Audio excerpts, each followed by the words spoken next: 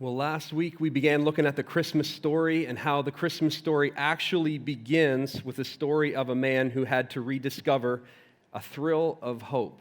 His name is Zechariah, and he and his wife Elizabeth are older in years, and yet they've been unable to have a child. And last week I shared a little bit about how Lisa and I, for years, could relate.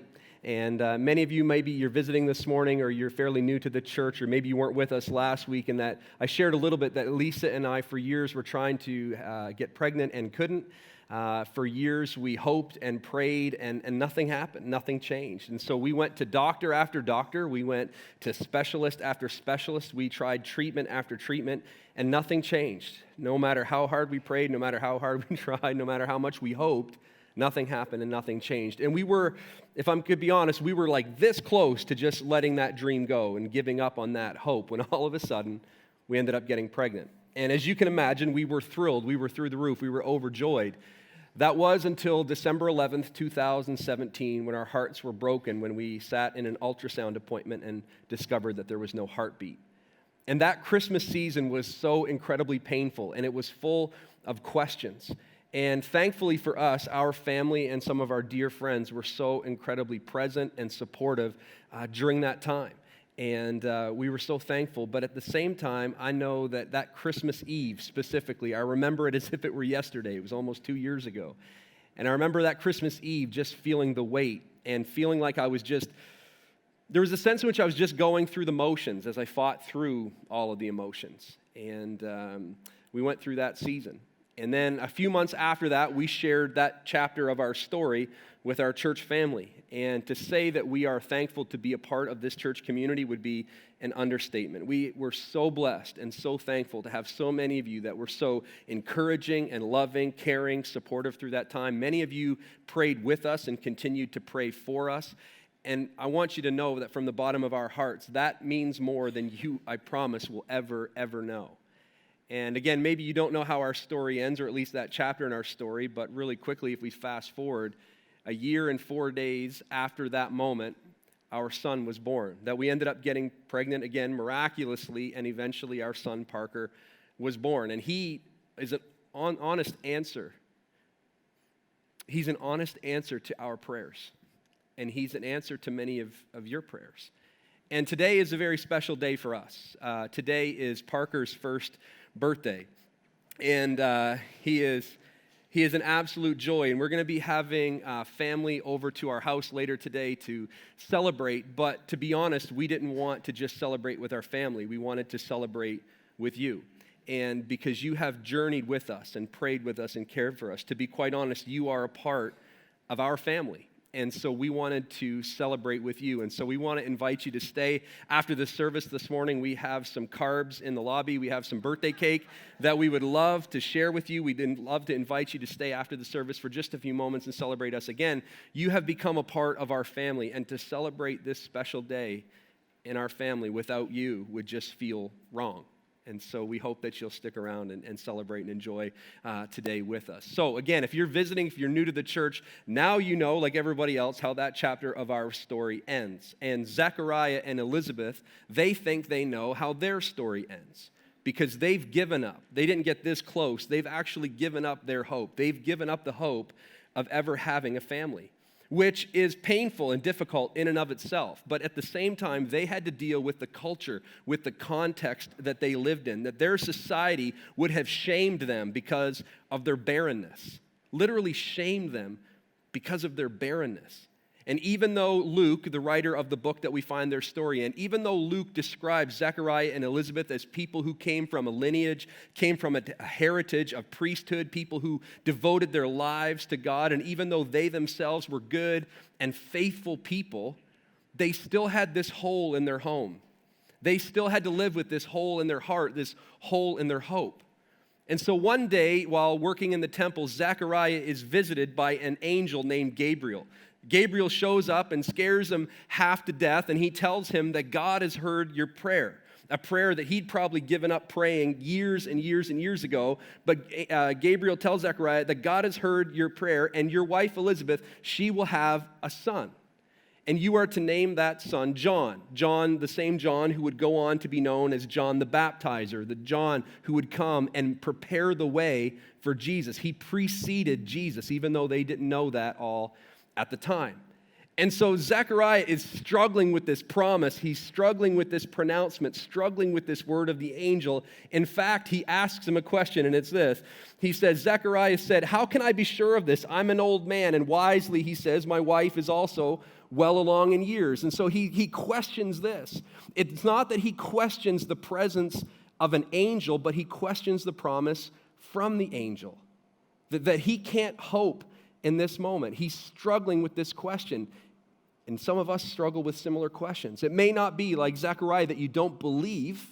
You may believe in God, but you're not necessarily sure that you can believe in what God has said. You're not sure that you can believe the promises that God has said or the words that God has said. You're not sure that you can believe in what he says, even though you may believe that he exists. And Zechariah is struggling with this. He's struggling with this pronouncement. He's struggling with what the angel has said because it goes against everything that he's seen. He's an old man. This isn't how the world works. Surely this can't be right. You must have gotten the wrong person. This can't be for me. He's struggling with what the angel says because it goes against everything. Everything that he's seen and everything that he's experienced. And so he's wrestling, like many of us wrestle.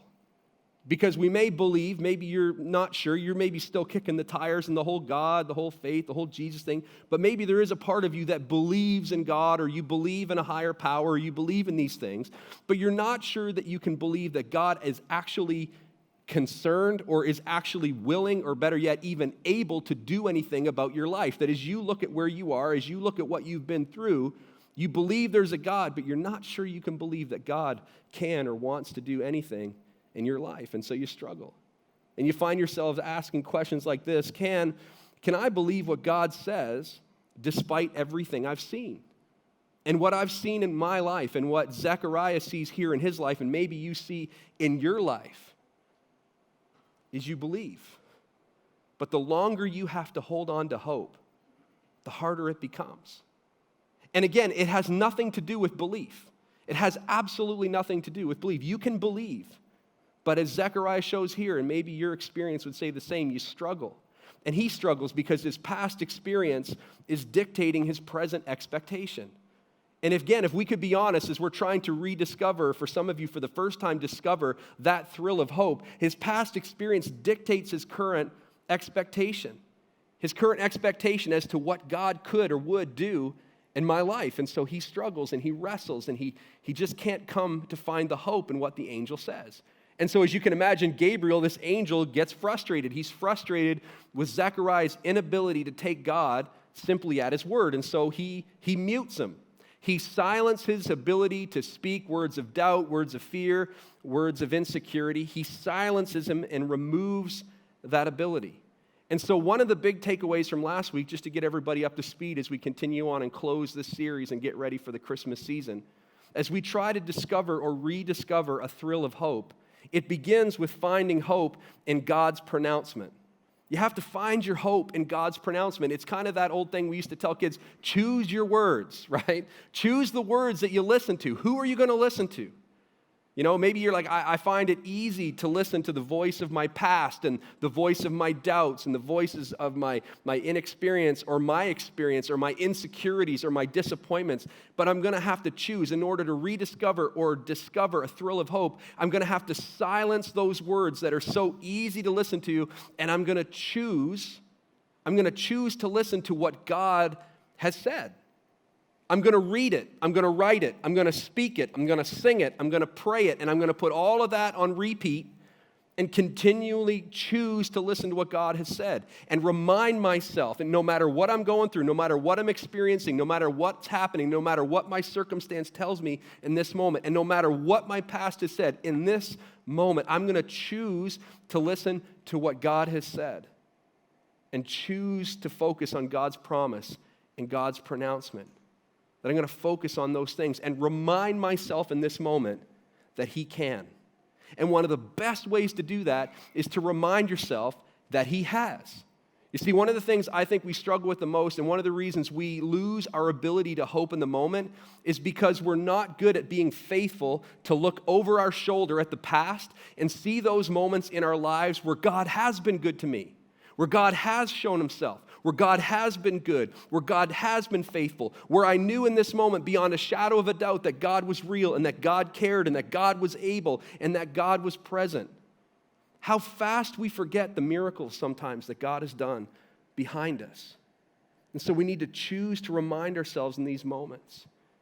And as Zechariah does this, one of the things, and I'm just being honest, and I'm sure if you were honest, you could probably relate at least a little bit to this. One of the things that happens in the moment, and one of the reasons we lose hope in our present circumstance, is because we're going through these moments and then something happens that's positive, something happens that's good, and we're like, man, God answered my prayer. And then the next time a moment comes up in our lives, we quickly forget that, and we start to worry, and we start to wonder, and we start to doubt, and we start to question.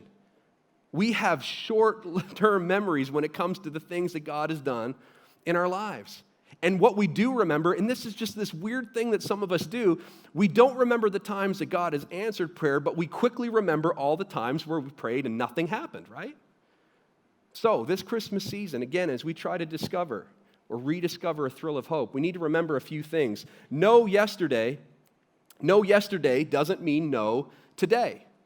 I think sometimes we lose hope because we answer God for him, and we think, well, I prayed for that then, and nothing happened, and I didn't get what I wanted, and nothing changed, so why bother praying about it now? Because I prayed for it then, and I got no, so why pray now?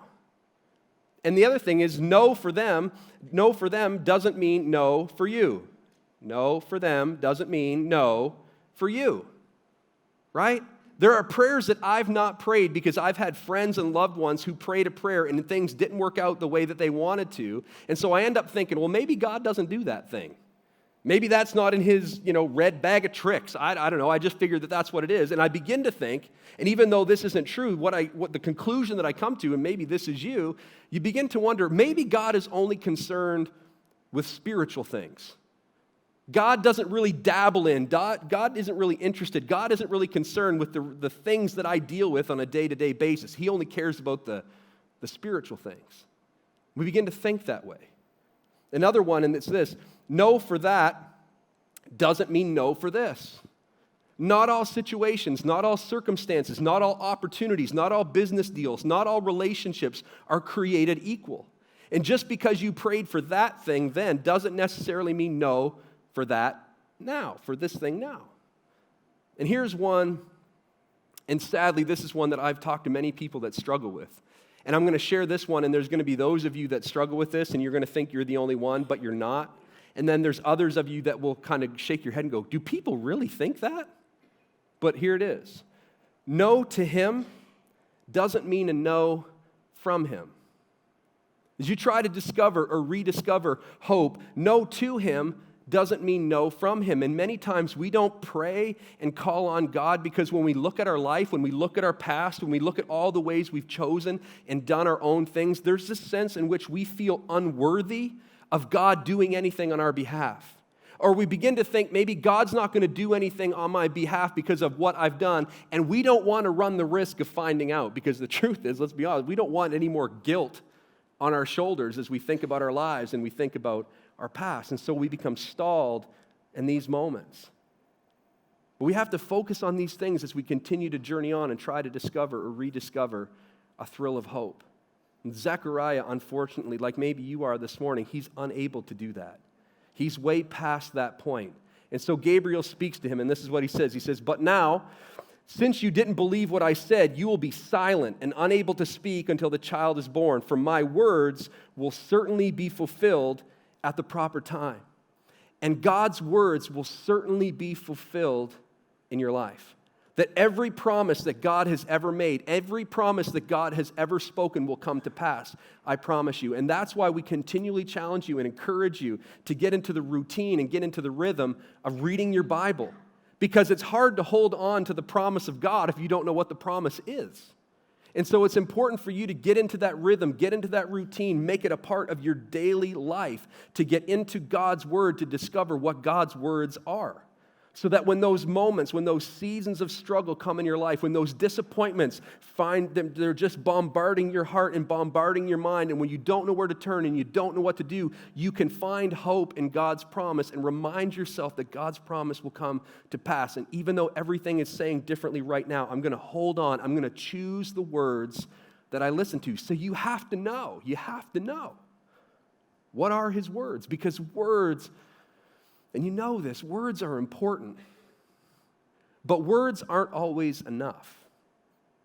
You need to know them, but sometimes there's something beyond that, and it's interesting that that's exactly what Gabriel gives Zechariah. Words are important, and he tells him to hold on, but there's something else, and it's really interesting. He says, "For my words will certainly be fulfilled at the proper time." At the proper time. There's a sense in which Gabriel is saying to Zechariah, you don't just find your hope in God's pronouncement. You don't just find your hope in God's pronouncement. You find your hope in God's process. You find your hope in God's process. You have to know the seasons. Again, it's as if Gabriel is saying to Zechariah, there's a timing thing. There's a timing involved in this, and you have to pay attention to it. And let's be honest, a lot of the miracles that you want in your life, the miracles that I want in my life, we want them instantly, right? But we fail to recognize sometimes that there's a process to it. So think about it this way. I don't imagine any of you want your Christmas dinner prepared in a microwave, do you? I don't think you see people at the grocery store lining up to buy Hungry Man's holiday special. Like that's not what people are lining up to do. They're lining up to prepare for the process of a meal. They're preparing for a process, they're preparing for a meal that takes 6 hours to prepare and 15 minutes to enjoy, right? So I think sometimes we struggle because it's easy to see the process when we know the result. But it's difficult to see, it's difficult to embrace, it's difficult to endure the process when we don't know what's being prepared. And that's the problem. That's why we struggle with hope, is because we don't know if it's actually going to work out in the end. If we did, it would be easier. But that unknown keeps us from hoping. And Zechariah, none of this is on his radar because he let go of that hope so long ago. And he's gotten to the point, like maybe you are this morning, where he's like, that's over. That season has passed. That door has closed. We're old. That door has closed. The time for babies, the time for a family, that's over for us. But he's quickly corrected. And again, there's a sense in which if you read between the lines of what Gabriel says to Zechariah, it's as if he says, don't call something final that God calls seasonal. Don't be so quick to call something final that God may be saying is seasonal. And I think one of the reasons we struggle with hope and one of the reasons we lose our ability to hope is because God doesn't work within time the way that we do. He's not bound to it the way that we are. But yet we want God to operate like we do, which is really sad when you think about it, right? I mean, here's God who is so great and so grand and so vast, and yet we all want to minimalize him and consolidate him so that we can understand him. Right? Instead of leaning into him and finding hope in him and trusting in him because of how big he is and because of how complex he is and because he sees things and sees time in a way that we don't. It's just funny how we work. And I think another reason that we struggle is because we don't understand God's timing. We fail to see that God operates in seasons, that God is a God of order and a God of process. And we see the moment. And God sees the whole picture, and we struggle because we don't see it that way. And so we struggle, and we think that winter is going to last forever. And sometimes I'm with you. But eventually, winter is going to give way to spring, right? Eventually. And spring gives way to summer, and summer gives way to fall. And the same is true in your life. The things that you think are over, the thing that you think is hopeless, the thing that you think is never going to change, it may be the very thing that God is saying, this is just the beginning. That the season that you're in is actually going to give birth to the season that God is bringing you into. There's purpose in it. There's timing in it.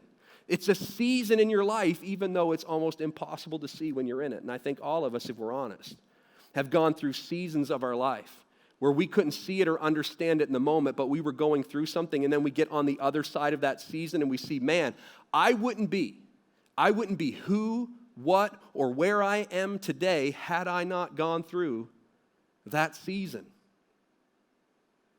Right? I wouldn't be who I am today. I wouldn't be where I am today. I wouldn't be what I am today. I wouldn't have the opportunities that I have today. I wouldn't be as full of joy and full of happiness. I wouldn't be with the person of my dreams had I not gone through that season of my life. And I didn't see it in the moment. I hated it in the moment. I didn't understand it in the moment. But now I'm on the other side of that season, and there's almost, and you would say, there's almost a sense in which you're thankful for that season that you couldn't understand as you were going through it. There's purpose in it.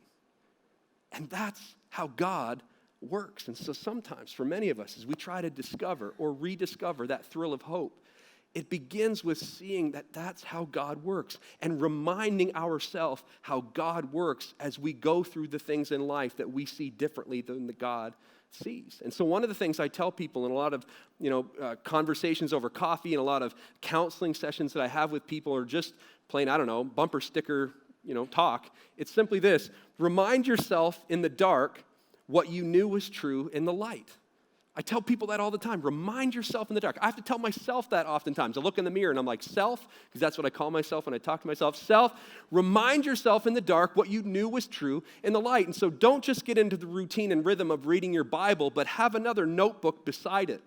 And as you're reading your Bible, jot down things that come to you as you read. Journal and write down the promises that you discover as you read God's Word. And as you pray for things and things happen in your life, write those things down and document and date them so that when you go through those seasons of struggle, when you go through that trial where you're tempted to give up and lose hope, where you're in that moment in your life, in that season of your life where you're just like, I give up, I don't believe anymore. And maybe that's you, and thankfully you're back here today.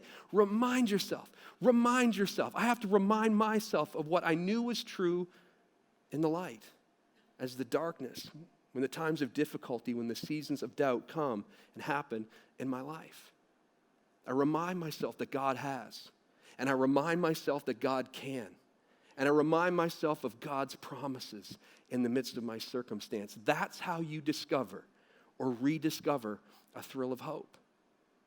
And Zechariah has had an encounter. In this moment, he's had an experience that will mark and change his life. And there are people waiting for him. It says, when he finally did come out, he couldn't speak to them. So he comes out of the temple, he can't speak to them. And then they realize from his gestures and his silence that he must have seen a vision in the sanctuary. So it's this ridiculous moment. You have to kind of imagine it. I kind of picture it kind of humorously in my mind. Zechariah comes out of the temple and he can't talk, right? So they're like, hey, what took you so long? And he's got to play charades. He's like 4 words. First word, like I saw an angel. Like I don't know how he did it, but he's got to kind of communicate this thing. And they're like, okay, that's weird. And then it says when Zechariah's week of service in the temple was over, he returned home. And then Luke, the author of this book, the author of this verse, puts a period at the end of this verse. And even though there's no verse between this one and the next one, you don't have to be a rocket scientist to know what happens next, right? Maybe you do. It says, soon afterward, his wife Elizabeth became pregnant. So he had to go home and live out his hope. Did he just say that in church? Yeah. I mean, read between the lines, right? I don't know how he did it. I mean, he couldn't talk. He didn't go home and smooth talk her. He didn't sweet talk her. I don't know what he did. I don't know if he put on some Barry White or flipped on Netflix. I don't know what the signal was, right? I mean, I know it's kind of hard to talk about this without giggling like a bunch of middle school students, but I mean, the reality is they're past the stage of trying to have a baby. They're not trying. They're not counting ovulation days. They've given up on that hope a long time ago, and I don't know how it happened, but what I do know is that he had to go home with the promise. He had to go home with the promise. And soon afterward, his wife Elizabeth became pregnant, and she went into seclusion for 5 months. And then she speaks. And what she says is so sweet and so simple.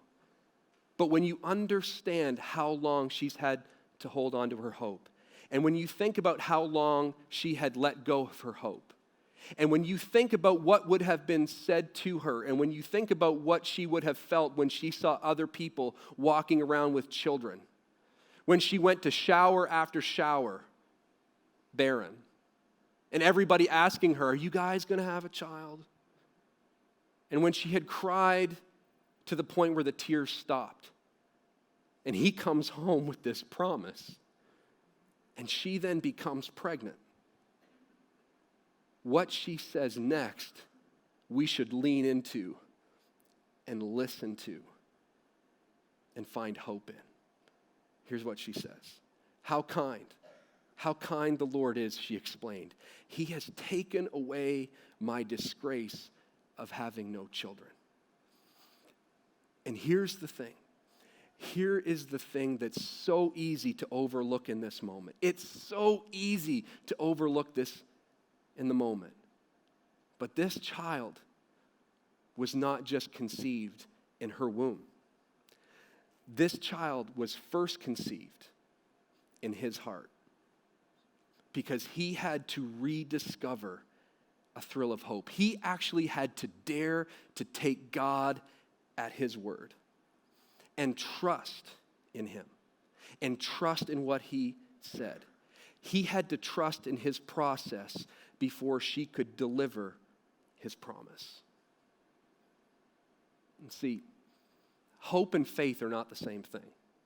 And sometimes we use those words kind of interchangeably. But hope is not faith and faith is not hope. Hope is hope and faith is faith. Hope is desiring something.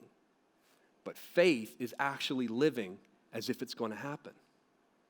And you can live with a sense of hope in your life because of who God is and what God has said and because God is a God of process. But at the end of the day, you still have to live out that hope in faith and live as if God's promise is actually going to come to pass in your life. That's what Zechariah and Elizabeth had to do. That's what I have to do. And that's what you have to do. That's what you have to do. That's what I have to do. That's what we all have to do. We have to live in faith. And without faith, God said, it's impossible to please God without faith. And so Zechariah and Elizabeth, they lived out that faith despite what their age, despite what their doubts, their insecurities, their disappointments, and their experience said. And you and I can do the same thing no matter what season of struggle or circumstance you find yourself in today. So, this Christmas, the question is a simple one. What are you willing to believe God for? What are you willing to believe God for? What are you willing to believe God for? What is it for you? Maybe it's a diagnosis. Maybe it's a health issue in your life. And you've given up. You've lost hope. And you're just enduring now. And you prayed and nothing happened, and you just kind of go, well, maybe God's not going to do that, so now I just have to make the best of where I am today. God is a healer. And God is faithful. And God is present. Maybe for you, your marriage is on the rocks. Nobody else can see it, but you're two single people living under the same roof, and you're at the end of your rope, and there's no hope. What are you willing to believe God for? God is a reconciling God. Maybe you're upside down financially, and this season just amplifies all of your stress and your anxiety. What are you willing to believe God for? Maybe you have children or grandchildren who are wayward, and you've prayed and prayed and prayed. What are you willing to believe God for? Don't give up hope. Maybe you struggle with an addiction in your life and you've prayed, you've talked about it, you've done everything that you've known to do. You hate the person you see when you look in the mirror. What are you willing to believe God for? What have you given up? What have you given up hoping for, but desperately wanting to believe God for?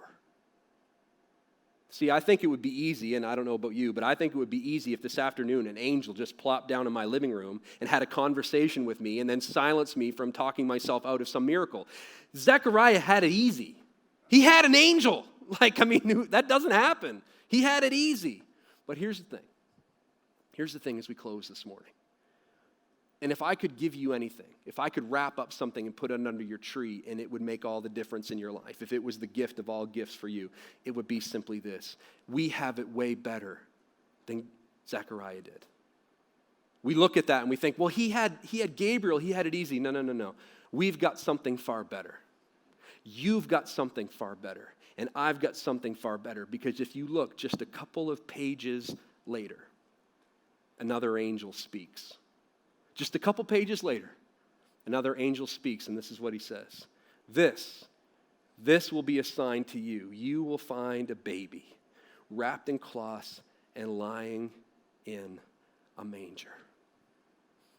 We have the promise of God. And his name is Jesus. And Jesus came into this world not because of your goodness or your faithfulness or your worthiness or your righteousness. He came into this world for you because of his Father's love for you. And he came to provide hope in the moment of struggle, of strife, of temptation, the moment where you want to quit, and the seasons that you just don't believe there's any way. God came to make a way where it seems there is no way.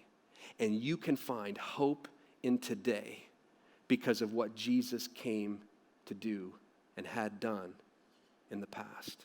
And you remind yourself in the dark what Jesus showed us in his light.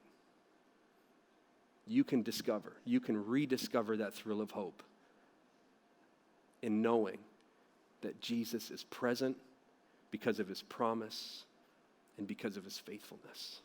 So, my hope for you is that this Christmas, you discover, or maybe for the first time in a long time, rediscover a thrill of hope.